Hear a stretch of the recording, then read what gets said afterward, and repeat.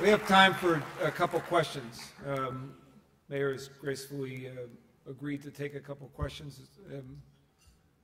Please raise your hand. Yes, sir.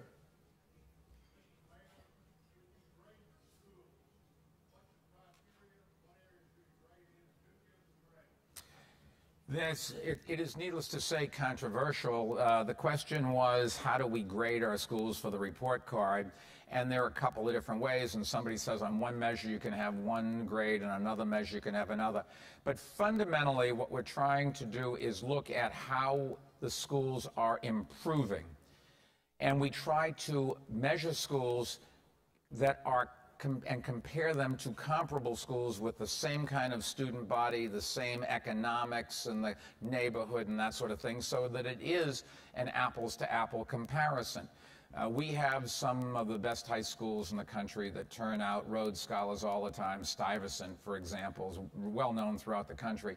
You can't rationally compare that school to a school in a very poor neighborhood where most of the parents don't speak English and the kids come from families where education is not really valued.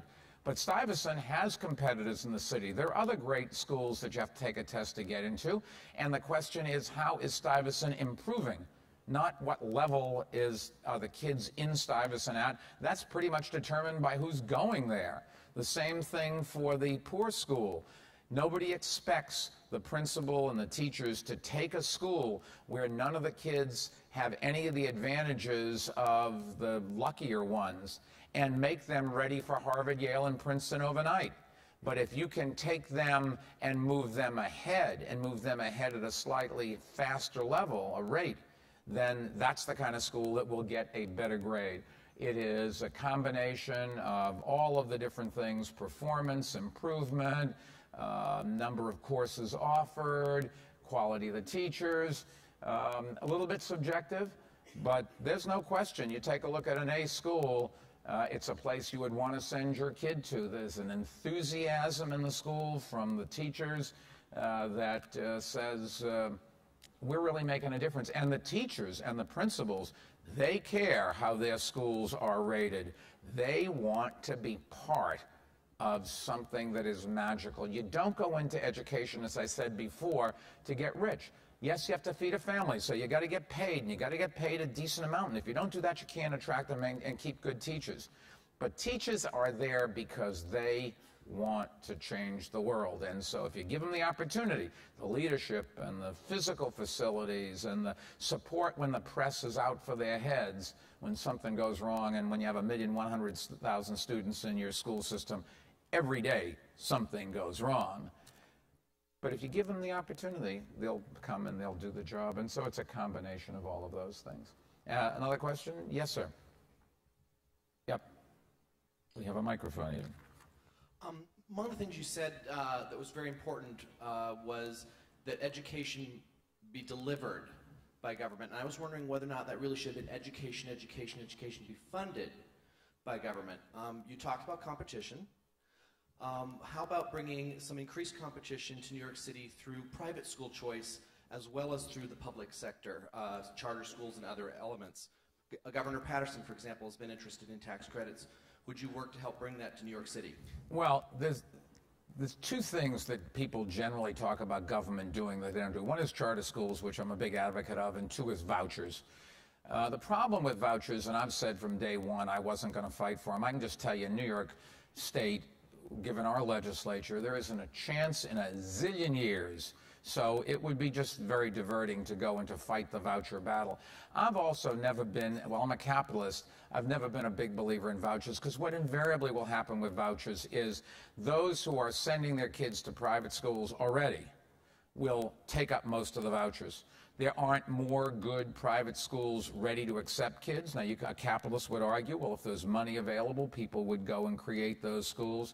But the real answer is, in our society, we say that vouchers would help those who don't have access to private schools now. And the real answer is that those who are going to private schools, we would reduce the burden on their parents to pay for it.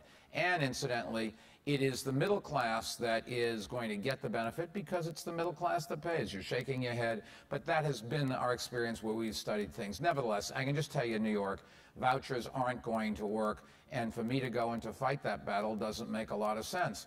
We have tried to find ways to assist kids whose parents can't afford to send them to private schools. For example, at the college level, they're called scholarships. If you think about it, scholarships are just another form of vouchers. But where does the money come for scholarships? It comes from the very wealthy. And tuition in a college level is, you can think of it more as a Robin Hood plan. You raise tuition to get as much as you can from the wealthy who can afford to pay, and you use the monies over and above what you have to pay to provide the education to subsidize those kids whose parents can't afford to pay. And whether you do it with vouchers or do it with scholarships or do it with tax subsidies, you know, we all support our school systems through the tax system. That is really doing exactly the same thing. It is taking money from the wealthy and giving it to the poor because it's in society's interest to do it. What it is not doing is it's not giving the parents the choice of going to the private school system the way a voucher would. If we'd spend the money, the tax money, on our public school system, we don't spend our tax money, at least we don't in New York, I don't know what you do here, on the private school system. We have rules against that kind of a subsidy. But the bottom line is, in New York, you would not be able to have vouchers politically, and I've never been a believer that that's the be-all and end-all. Our major job is to make sure that our public school system provides a quality education, because whether you have vouchers or not, you are going to send most of your kids to the public school system. And at least in the case of charter schools, which is sort of somewheres between vouchers and the public school system, we can provide the competition that we need to get that public school system to be responsive and feel that they have to perform, otherwise they won't be able to stay in business. We'll take one more question if anybody has it. Yes, sir.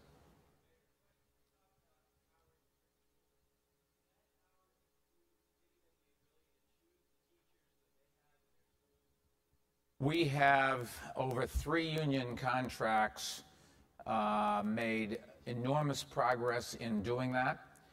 The reality when you have a big city with a unionized workforce is that you can't just walk in and say you, and you out, you, and you in.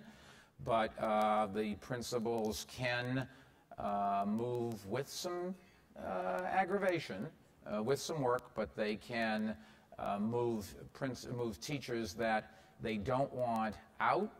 And we used to have a system where a teacher who was out of work could walk into a school and say, based on seniority, principal, I don't care what you want, I'm here, and I'm taking that job, and you bounce the person at the bottom. That is gone.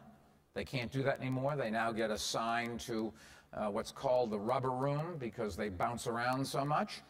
But some of those teachers that get accessed are accessed, as we call it, out of work because of a school closing, and they're very good teachers, and other principals snap them up right away. And then there are teachers in that group that either don't try to find another school, or that every time they try, the principal shakes their head and says, I don't want that person in my school. We can get rid of them. It takes a long time. It should be better than it is. But the answer is we've gone a long ways to letting the principal pick who they want. And with the extra monies that we've given these schools and putting principals in charge, they can decide, do they want a senior teacher who costs more because of the union scale, or do they want more junior teachers, or do they want to spend the money on something else? But I can't tell you that you just throw money with no rules. You can't run a school system that way. But the principals in our school system really do have the ability, with a lot of work, but do have the ability to pick their staff more than ever before. And I hope someday it's even more than that. But nobody would you don't run a big company with lots of branches around the world by just saying to the local manager, do anything you want. You give them some authority, and you keep some authority at a centralized basis, and as long as you have accountability and really measure what's going on, then you can keep it under control. It's always something controversial. There's always going to be a fight with the union. There's always going to be a court challenge to a decision made. There's always going to be a manager, a principal in this case, who says, I don't have enough authority. But I think in the end, it's the results that matter. If your school system's getting better, you know, you'd be hard-pressed to argue we're not going in the right direction. If I was smarter, if Joel was smarter, maybe we could go faster. I don't know that. All I know is that our predecessors didn't go at all, and we are going up at a rate. And I'll tell you one last story before I leave.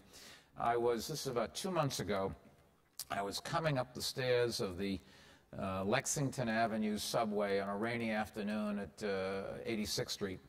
And there was this woman at the top of the stairs holding this 6-month-old baby. And as I was coming up the stairs, we made eye contact, and she said, Mayor, you're doing a great job. And I said, well, thank you very much. I always say the same thing. I said, my mother thinks so, too, although my daughters don't necessarily. But anyways, and I stopped and cooed, and, oh, it's a beautiful baby, and how old, 6 months?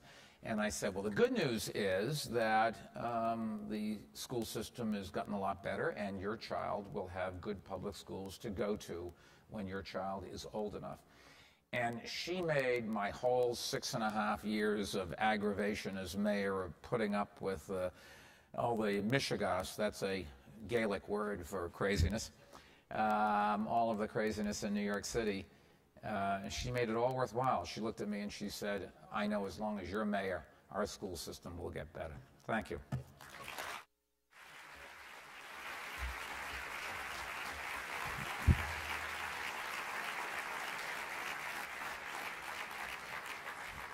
Thank Mayor Bloomberg and Joel Klein for their leadership. Thank you all for being here. We're adjourned.